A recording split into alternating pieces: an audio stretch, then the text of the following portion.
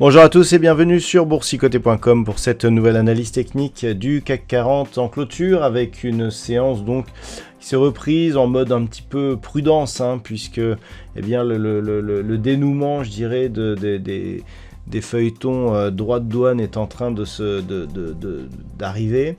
Donc effectivement c'est dans une ambiance assez prudente que l'on a marqué cette séance, donc qui permet un comblement du gap qui s'était ouvert en fin de semaine dernière et une clôture qui se fait juste sous la zone des 7725 points, puisque à 7723.47 eh bien le CAC 40 regagne ce soir 0,35% par rapport à la clôture de vendredi. Donc nous sommes sur une configuration ici qui est toujours assez neutre, potentiellement plutôt haussière, puisque l'on se maintient bien ici au-dessus de la moyenne mobile 20 exponentielle, mais sans grande conviction. Le fait aussi d'avoir comblé ce gap et de clôturer au-delà, eh bien, nous donne un signal plutôt positif.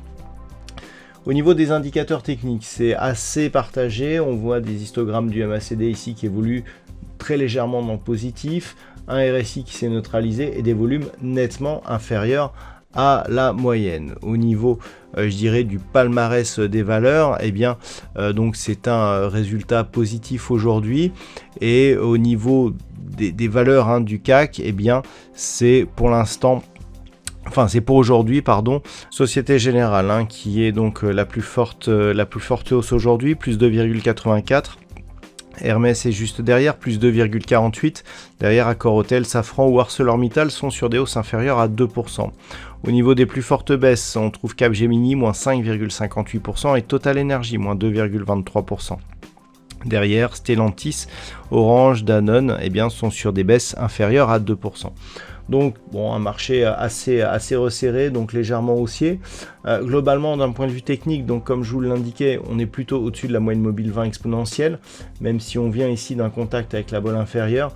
Le fait de ne pas être resté ici sous cette moyenne mobile et d'être repassé durablement au-dessus des 7669 est là aussi un signal plutôt positif. Certes, on ne parvient pas à rester ici au-delà des 7725 points, mais je dirais que le fait de rester au niveau de cette zone, même si ce n'est pas un fort signal positif, eh bien, nous donne des perspectives plutôt optimistes, légèrement optimistes, mais plutôt optimistes. Donc les points à surveiller, c'est tout simplement donc ne pas casser ici cette zone des 7169 points.